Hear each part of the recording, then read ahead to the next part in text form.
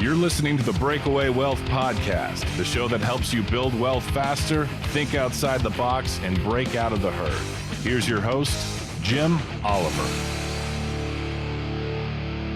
Welcome back, Breakaway Wealth. I'm your host, Jim Oliver, and with me today, my co-host, Nick Costco. Welcome, Nick. Thanks for having me. It's always a pleasure to be back in the studio. It is, and you know what? We're kind of wrapping up the year, right? And throughout this whole year, one of the things that I see people struggling with that we're talking to is this vision, right? And we know how important vision is. If you don't have a vision of where you're going, you're not going to get there, number one. But number two is you're just not going to be motivated. The noise is going to outweigh the signal. And so one of the things that limits people, Nick, on creating that vision is their limiting beliefs. Yeah, I think that understanding what we want, but giving yourself grace that what you think you want now might not be the reality, but it is what you think now is a starting point that can be such a catalyst for taking the next step forward. And people they when we talk about, hey, what do you want? What do you want in 3 years? What do you want in 10, 20 years, whatever it is? They're paralyzed by that. Yeah. And we know people like that in our lives that are paralyzed by that because they're like, well, I guess we're climbing Mount Everest. Well, how about this? How about you tell me what you want? You know, we're recording at 10:45 this morning. Yeah. Hey, it's okay to just answer, what do you want for lunch? Yeah. It's a starting spot. Make a decision. Yeah, make a decision of what you want. But also, it's because why do you want it, right? So, like, let's take a goal that I have by my birthday. I say I want to have abs. It's just an indication that I have my health in check, my physical fitness in check. It's just it's an indication that health part of my life is in order and is exceptional, because I don't know very many 60-year-olds, that's how old I'll be in June, that have abs. Okay, so it's all of these layers, but that's the vision. But if I said, well, I want to be in good shape. Well, what does that mean? And why? I want to be in good shape to look good? No, you want to be in shape to feel good, to look good, to whatever. Hey, I'm single in Florida. I gotta have abs, whatever it is. I want to go to the beach and be able to take my shirt off and go, I want to look like I'm not 60, right? That's, by the way, there's a whole industry for that, right? So, but Nick, we got to understand what's preventing us from the vision. So, what's preventing us is our beliefs. So what we're going to do is we're going to go through some kind of common money ones, the way the average person sees it, or the common person and uncommon person, the average versus the wealthy. Okay. Yeah. And we're going to go through these 10 beliefs, and then we're going to tell you how to change that. What I mean by that is how to change those negative beliefs, a step-by-step process to change those limited beliefs. Yeah. So just, don't be afraid to stand in the mirror and come to terms with where you are right now. It'll help you be honest with yourself. You don't have to tell everyone else the score, but maybe you just write it down a little bit, right? And this will help you receive this message a little bit better, with a little more clarity, and feel empowered to take action because you know exactly where you're starting. So take it away, Jim. Yeah. So, okay, let's jump in. So here's some of the limiting beliefs that the average person, I'm going to use average and wealthy. Okay. You could use common, uncommon, fixed, growth, whatever word you want to use. But these are beliefs that I'm going to give you the belief, how the average person sees it. The wealthy person doesn't see it that way, right? They just don't see that limiting belief. So here's number one. We've all heard this one. Money is the root of all evil. Average person, they see money as inherently bad or corrupting, right? Yep. And it causes them to subconsciously avoid wealth or feel guilt about pursuing it at all. Energetically, they reject it. Okay, now a wealthy person, this is the way that we would think about it. And whether it's Jeff Bezos or Elon Musk, money is a tool that amplifies your values. Okay, now let that sink in. Do you want to amplify your values? Absolutely. Even with your partner, you just want people to be have common values and communicate. It can be used for good. It can be good. It can be used to create opportunities and to solve problems. Yeah.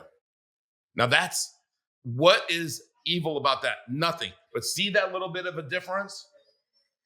I'm never going to have money if I think about it like the average person's description. Money is inherently bad or corrupting. Okay.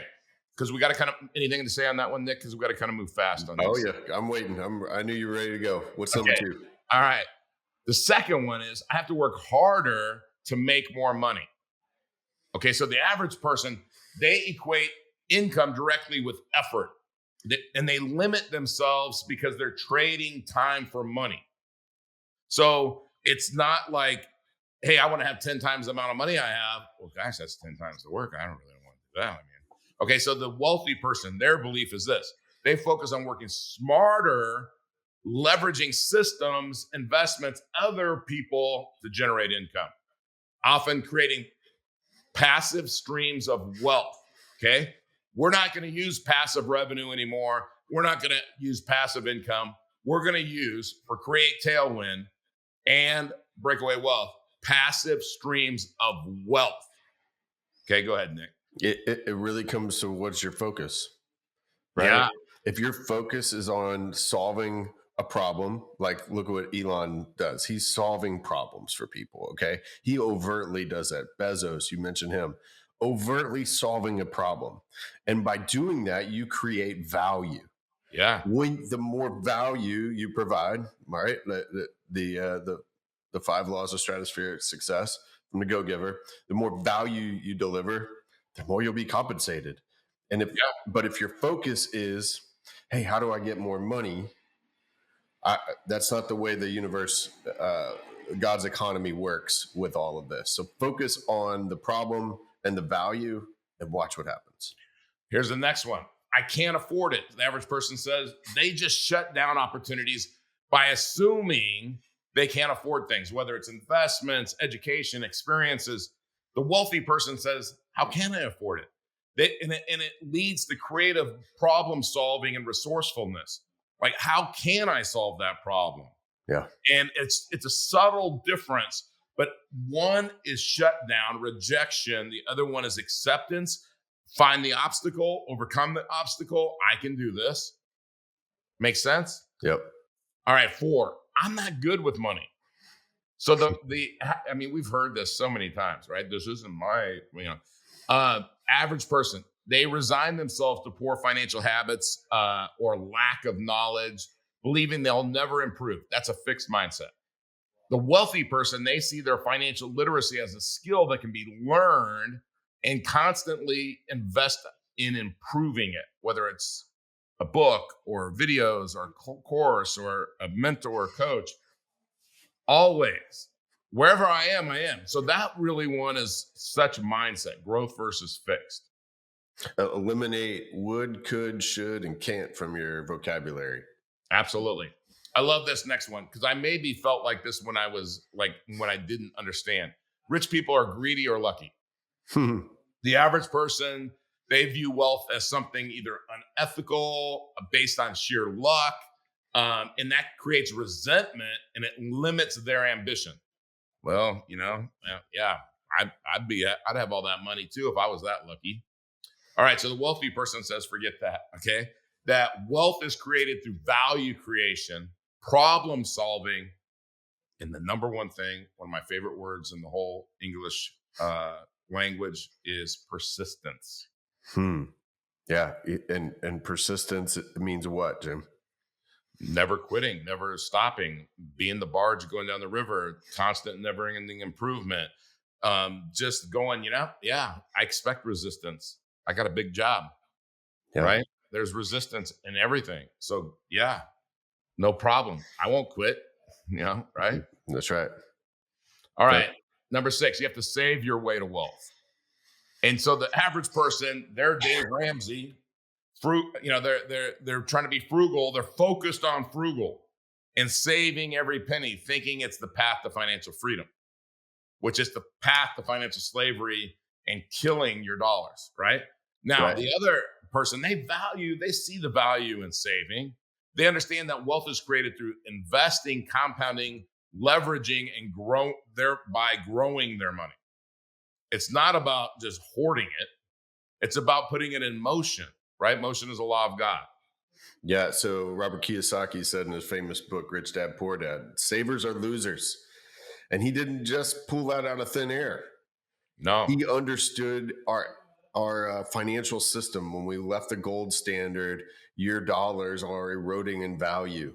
Okay. It was like the early 70s that we were still hanging on to some notion that our money was holding on to some value, and it's not. And so he understood that. And it's about understanding the rules of the game. If you are hoarding money, saving, thinking that you're getting wealthy, you're not understanding the rules of the game. You can't win. So it's simply understanding the rules. If you want to unpack that further, we can help you there. All right. So here's number 7, Nick. I need a high-paying job to be wealthy.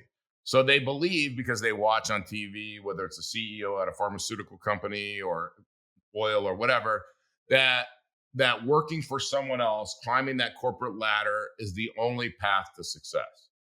You got to be lucky or greedy to do that. Honestly, you got to be brutal in those corporate worlds to get to the top.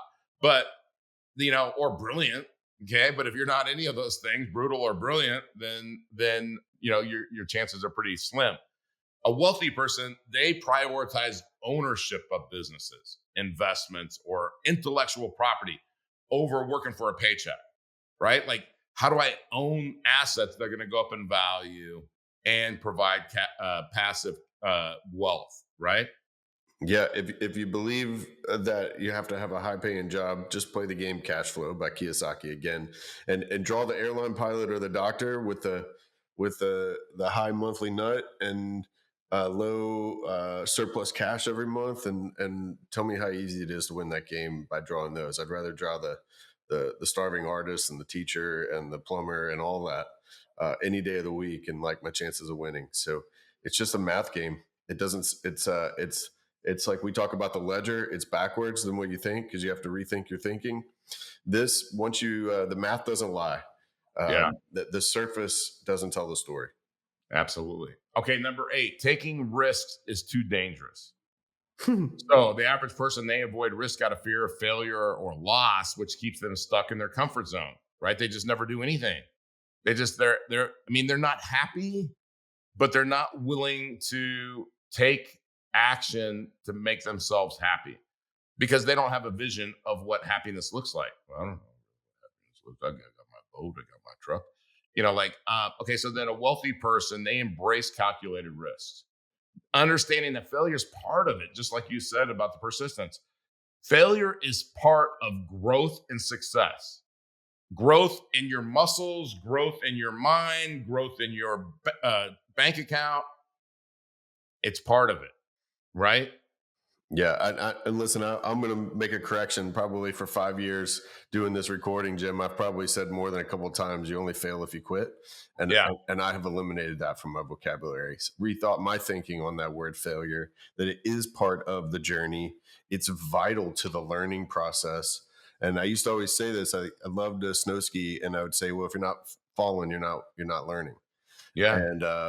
And if you're not falling, you're not trying hard enough. Anybody can go down the bunny hill, right, and never fall. Get out on your edges.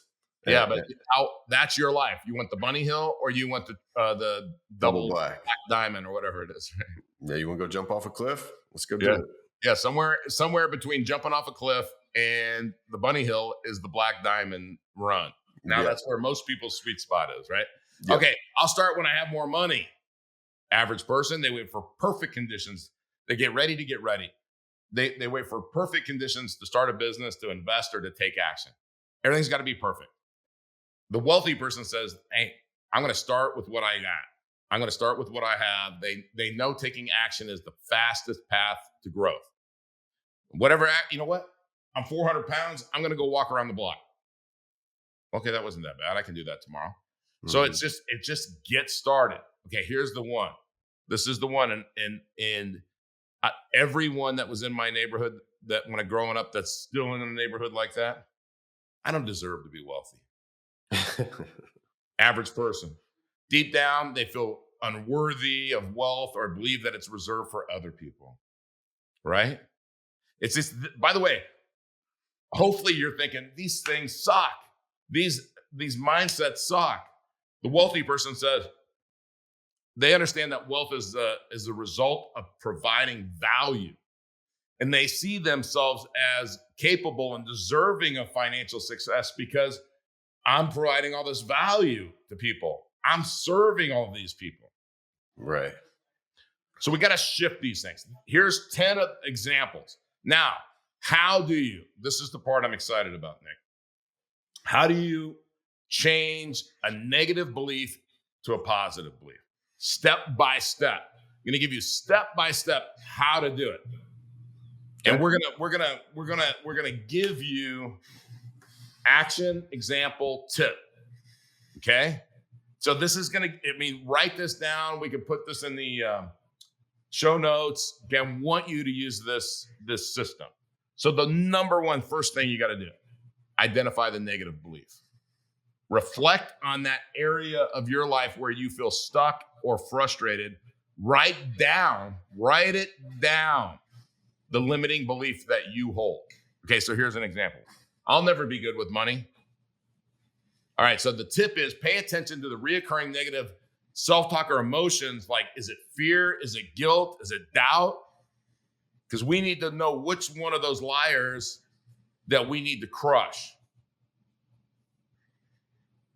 Make sense? Absolutely. Call it what it is. All right, love this one. Examine the origin of that belief. Where'd it come from? Who taught me this? Is it actually true? Is this belief actually true? Maybe your parents struggled with money. Mine did. They were minimum wage, trash truck driver, factory worker. Not small factory where it didn't pay well. And they struggle with money. And I, in the beginning, internalized their mindset.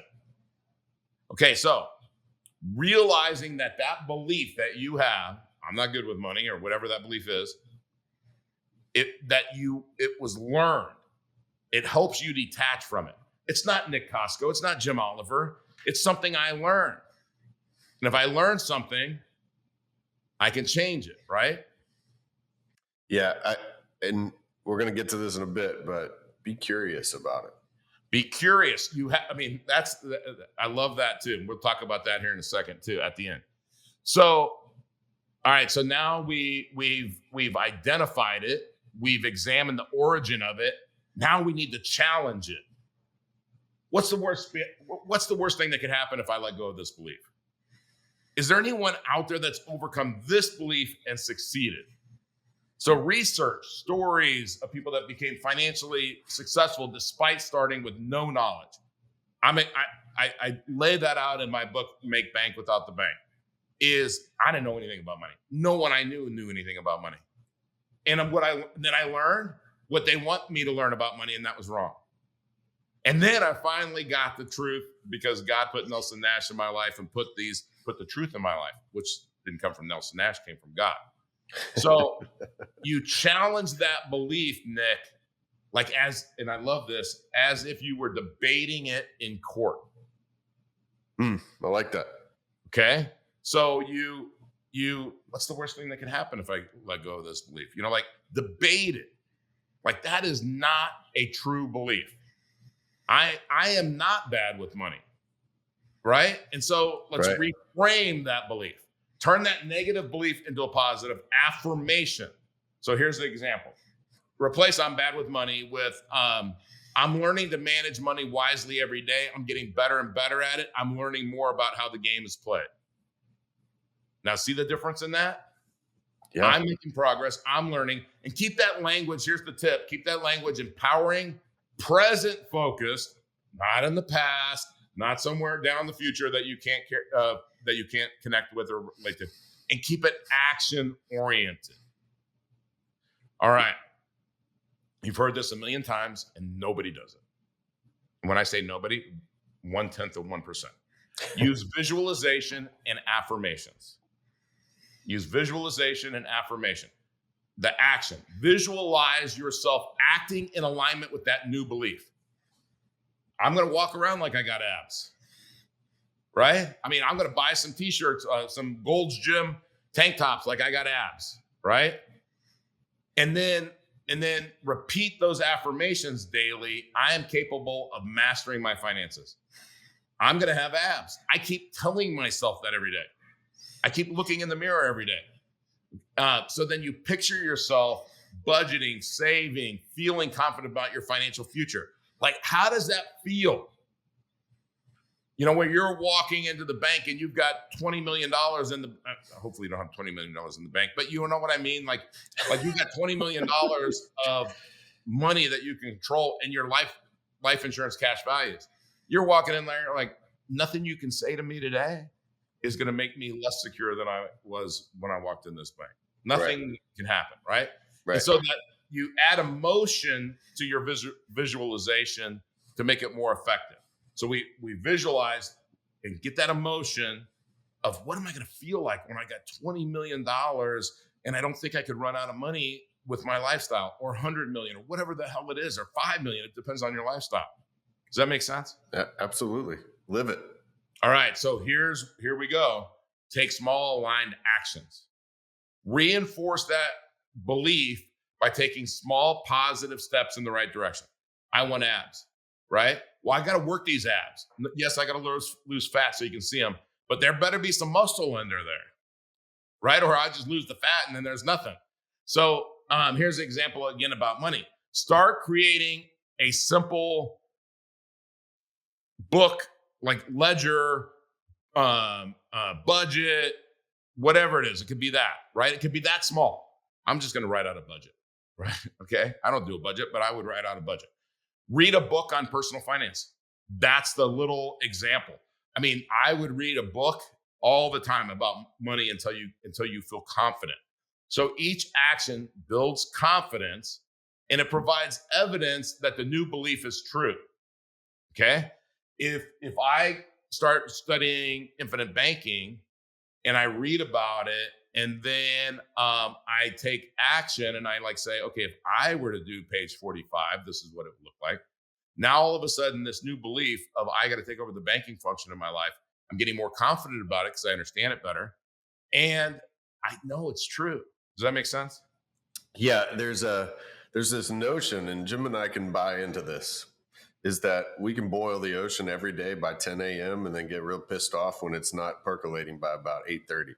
Right. Yeah, we want to do 110 things today. But a really powerful lesson is that some of the most influential people out there, Elon, Bezos, they're focused on one thing today. Yeah. And so if you can ask the question, what's the one thing that if I did it today would make all the difference in getting to where I want to be? Yeah. Boil it down. Boil it down. So, okay, this next one. I love this one because, Nick, I've made a bad choice in this area in my life at times, and I've made good choices. And it always has consequences. If bad people are part of this, I'll have bad results. I just had this happen for the last year of my life.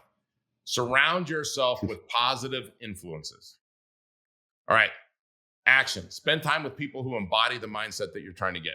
If I want to get in shape, I can't hang out at KFC, and those can't be my friends, or at the sports bar drinking beer every day and eating hot wings.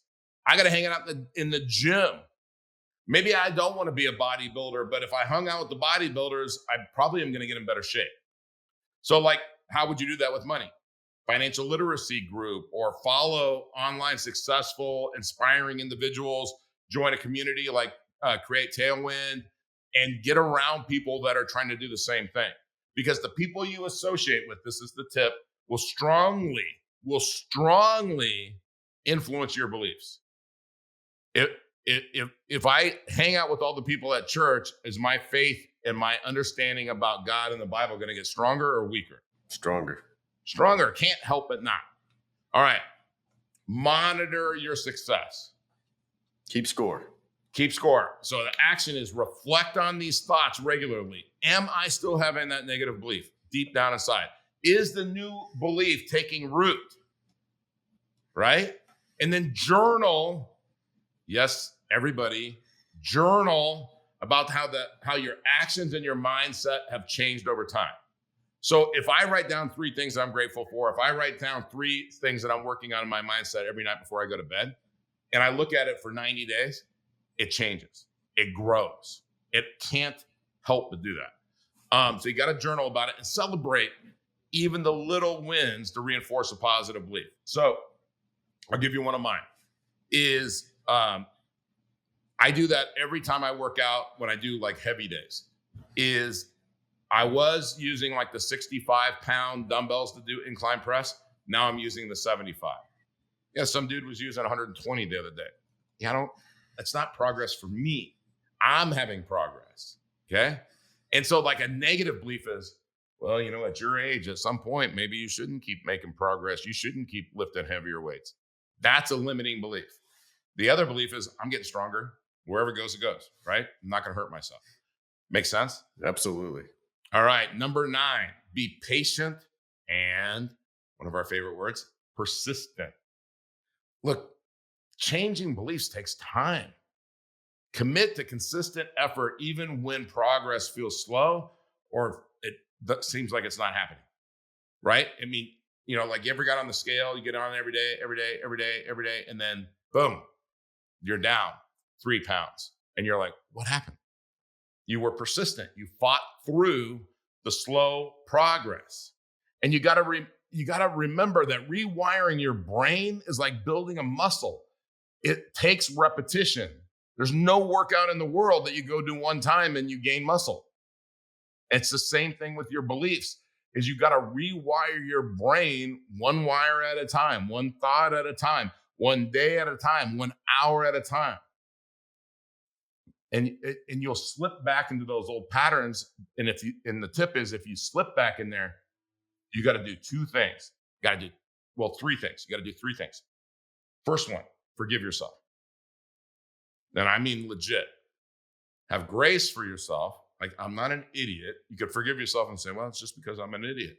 No, you're not an idiot. Have grace, right? And then refocus. Okay, it was 213. I got on the scale, I'm 218. Look, I did have that pizza. I did have those beers, whatever it is. Like, refocus. It's okay. It's okay. Forgive yourself. Have grace and refocus. All right. Here's the last one. Hey, before you go. Yes.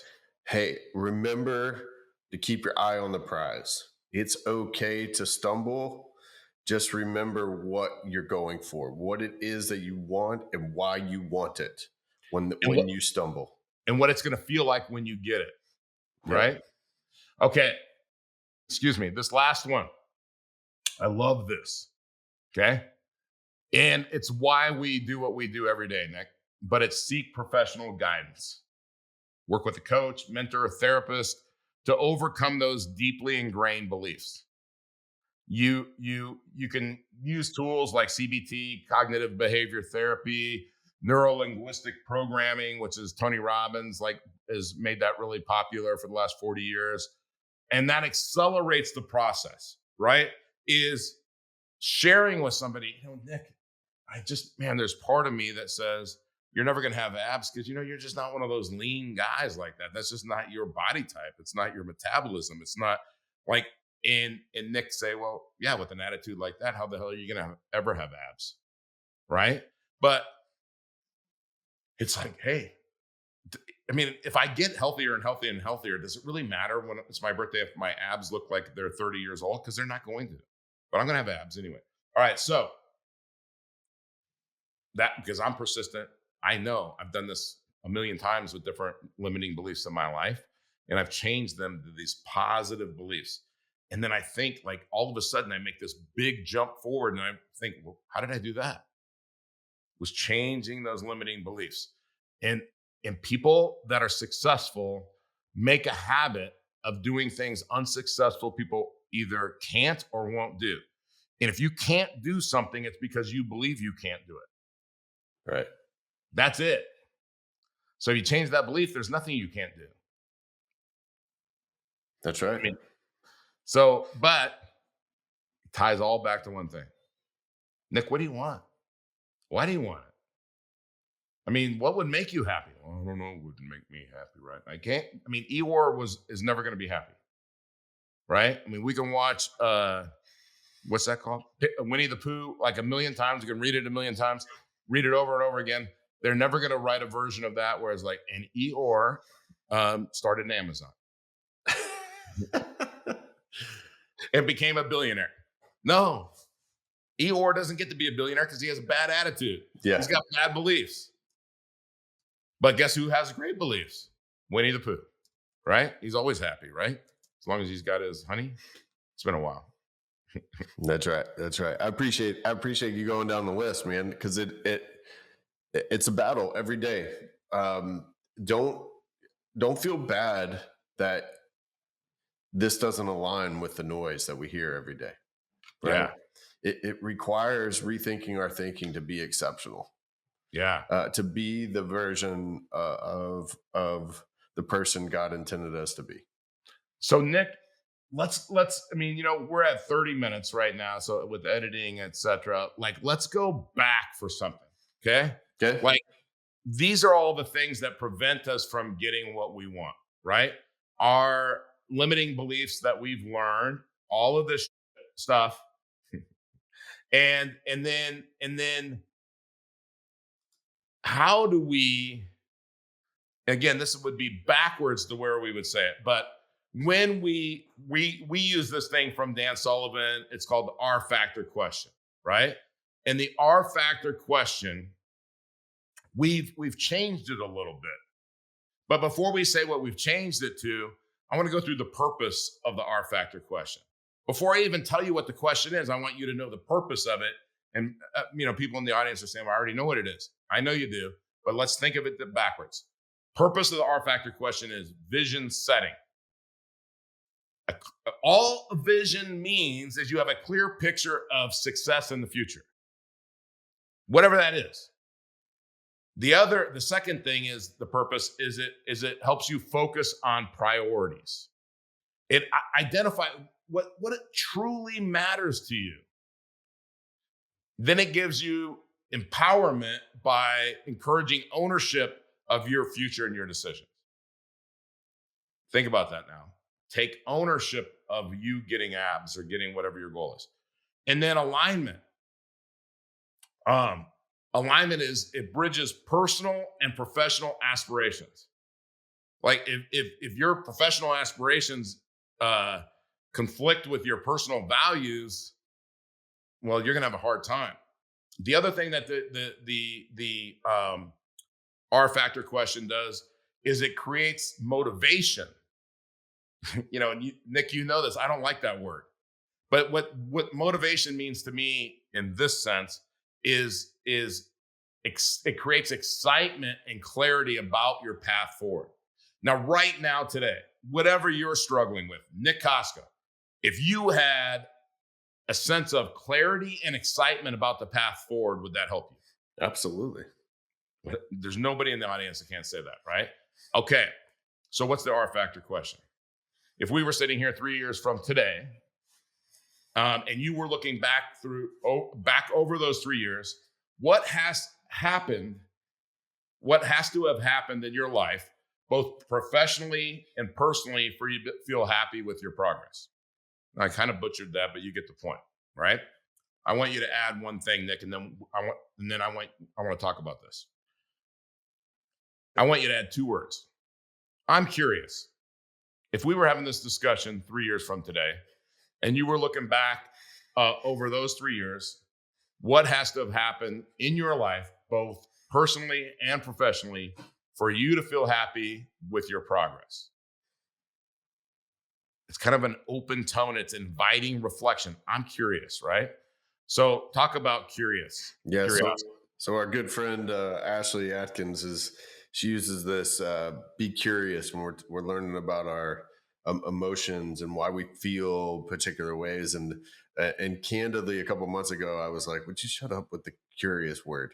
It's like, because all I can picture is Curious George and the bazillion different books we have of Curious George that Moose loves. And, and it wasn't an inspiring word to me. And then I don't know if it was a conversation with you or someone else, but it was like, hey, Thomas Edison, he invented the light bulb because he was really curious. Yeah. Albert Einstein discovered E equals everything, because if you didn't know this, MC squared is everything, because he was curious. So it's brilliance. And as soon as I attached the word curious to brilliant and pursuit of brilliance, I was like, I'm in. So I'm curious about the path. I'm curious about the life that I would have, what my life would look like if X, Y, and Z were true in the future. And that fascinates me. And so now I'm curious, hey, why does my shoulder hurt?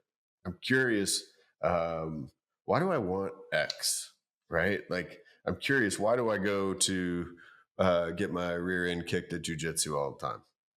Like, Yeah. So, and I know you're doing that too. Well, that's part of the growth process. And now what I'm finding is the more curious I am, how much things are accelerating in a good way. Yeah. Like, I don't get the answer to the how to make a light bulb by not doing something. I had to be curious about it to then go be able to solve the problem. And we're inherent problem solvers. God put us on this earth to solve problems, to say, hey, the world needs electric cars. The world needs last mile incredible service delivery for whatever we want at a moment's notice. Okay. So that part is fascinating to me. Yeah. So, I love this show. Ted Lasso, right? Yeah. It got a little squirrely at the end, and it's only these social things that they're shoving down our throat. But okay, everybody's doing it, right? So but I love this one scene. And the scene is that Rupert, who used to own the soccer team, um, and it's his passion, right? He lost it in the divorce to his ex-wife. She owns it, but he comes to every game and annoys her, and second guesses her and stuff. So they're going to play darts, and if Rupert loses, he can never come to another game. Okay. Now, by the way, if I butchered that, it's something like that. Okay, because I didn't go back and watch it. All right, so they're playing darts, and Rupert's really good at darts, right? But they get down to the end, and the last throw, the last turn, 3 throws, is Ted Lasso. And he says to Maggie, or whoever the lady is that owns the pub, he says, what do I need to win? She says, 2 triple doubles and a double bullseye. Okay. Now, I don't know if that's harder than 3 triple doubles, but it's close. And if you've ever tried to hit the triple double, it's hard. Okay. So he gets up there and he's going through the story about when he was a kid and these kids were bullying him. And he said, they're not very curious. Like, I'm always curious about the other person, which would make you not want to beat somebody up if you're curious about that person, right? And he said, I always felt kind of bad for them because they weren't curious. Like right now, he said, if you had curiosity, Rupert, you would have asked me, Ted, you ever played darts? Are you playing much darts? And he hits a triple 20. To what I would have said, absolutely, every week with my dad at this particular bar that he hung out in all day. And he throws the next triple 20. Because then I would have learned, blah, blah, blah, blah, blah. And he finally hits the double bullseye, wins the bet. But the point is that when we think that we have arrival syndrome, that we're not curious, you and I talk about a lot of stuff that we don't take action on, but that we're curious of. Hey, how does that work? We had that this morning. Hey, how does that work? Right? And then we decide, but we're curious about everything that comes through, because that's how you grow. Absolutely. Yeah. I love the Ted Lasso story. It's be curious about all things. And it's kind of like, Jim and I both had little kids in our lives before, and they ask why a lot. And that's what they're doing. They're just curious. And so create an environment where asking why, where being curious about things is not only okay, but it's embraced and encouraged. And be curious about all things, no matter how much you think you know it. Be curious about it. I love it. Okay, I'm going to end it with this. Okay, so what I'm going to recreate a scene and even the question, because I want you to understand it's about the process, not the question. Okay, so let's say Ted. Like again, we'll end it with the Ted Lasso thing. So you got Ted Lasso and Roy Kent, right? Roy Kent's like the aging player that really can't play anymore, and now he's going to coach and all that. Okay, so Ted, imagine he's leaning on a soccer ball out on the field, and he says, Roy, I'm curious. If you were sitting here 3 years from now, looking back on everything, what would have to happen for you to feel like you knocked it out of the park personally, professionally, you name it? Now, that's a different way of asking the question, right? Yeah. Okay, you can ask your kids that question that way. So Roy says, because he's always got this, he's always gruffy, like whatever, right? So he says, 3 years, bloody hell, Ted. I barely know what I'm going to do 3 minutes from now. All right, now, by the way, this is stuff that we get. This is real life, okay? Ted says, okay, fair enough. But humor me. I'm talking big picture here. The kind of stuff that makes you proud to say, yeah, that's my life. So he says, well, thinks about it. I guess I'd be doing something I give a damn about. Helping people, maybe teaching these kids how to stop sucking so much. Remember, he's transitioning to being a coach. Ted says, there you go. That's a start. Now let's build on that. What would it take to make sure Coach Kent's master plan doesn't get sidetracked? Okay, so like he's saying, all right, what you're saying is you want to coach.